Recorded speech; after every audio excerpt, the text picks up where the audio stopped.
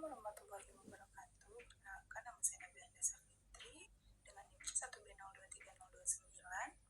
Di sini saya akan mempresentasikan tentang adaptasi karyawan difabel di lingkungan kerja untuk memenuhi mata kuliah manajemen sumber daya manusia lanjutan dengan dosen pengampu Ibu Dr. Sri Rosita SEMM.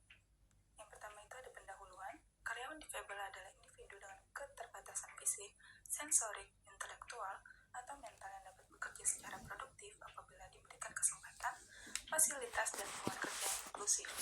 Adaptasi kerja bagi karyawan difabel merupakan proses penyesuaian antara kemampuan individu dengan tuntutan pekerjaan yang meliputi aspek fisik, sosial, dan psikologis. Terus, pentingnya adaptasi tidak hanya mendukung kesejahteraan karyawan difabel, tetapi juga meningkatkan kinerja organisasi, reputasi perusahaan, serta mencerminkan praktik diversity dan inclusion yang modern dan beretika. Kemudian ada bentuk adaptasi lingkungan kerja. Yang pertama itu ada adaptasi fisik.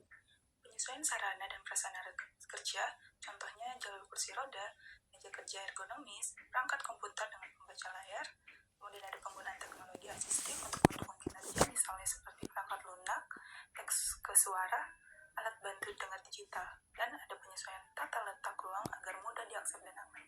Kemudian yang kedua ada adaptasi sosial, penerapan budaya kerja yang menghargai keberagaman, pelatihan kesadaran difabel atau disability awareness training bagi seluruh karyawan.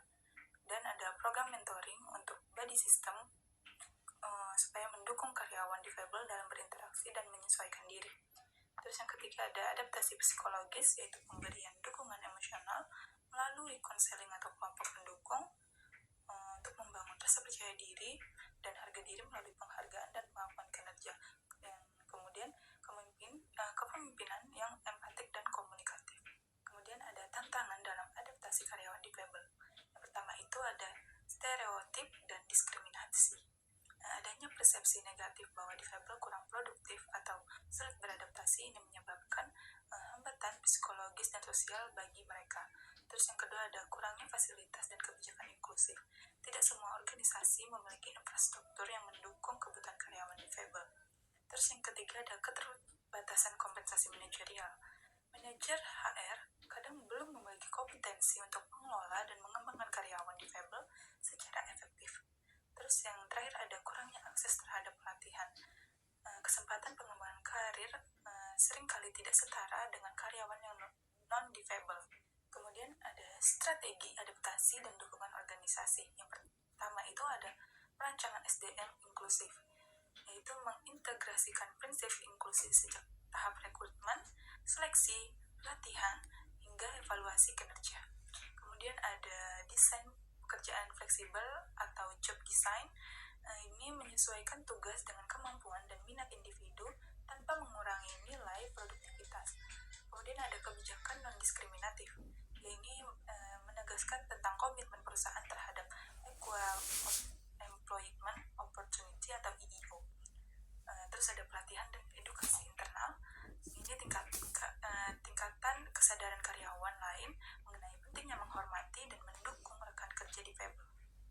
Yang terakhir itu ada teknologi dan inovasi adaptif, yaitu menggunakan kegunaan alat bantu digital dan teknologi inklusif sebagai jembatan menuju kesetaraan produktivitas. Adapun dampak positif adaptasi yang efektif, yang pertama itu bagi karyawan difabel, dampak positifnya itu meningkatkan kepuasan kerja, loyalitas, dan kesejahteraan psikologis.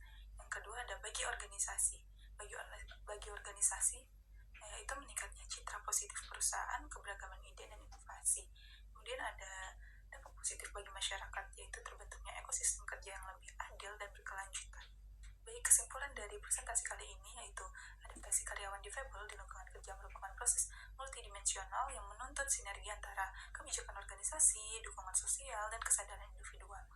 Organisasi yang berhasil mengimplementasikan strategi adaptif inklusif akan memperoleh keunggulan kompetitif melalui sumber daya manusia yang beragam, empatik, dan produktif. Baiklah, itu saja presentasi kali ini dari saya. Kurang dan lebihnya saya mohon maaf. Saya akhiri. Wassalamualaikum warahmatullahi wabarakatuh.